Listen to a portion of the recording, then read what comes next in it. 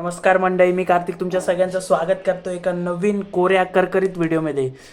Thumbnail पाहून तुम्हाला सगळ्यांना आश्चर्य वाटलं असेल की आपण जे मतदानाला जी शाई लावतो त्याच्यात चांदी असते.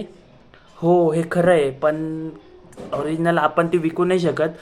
म्हणजे त्याच्यात सिल्वर नायट्रेट हा कंपाऊंड राहतो, हा चांदीपासूनच म्हणजे बनतो.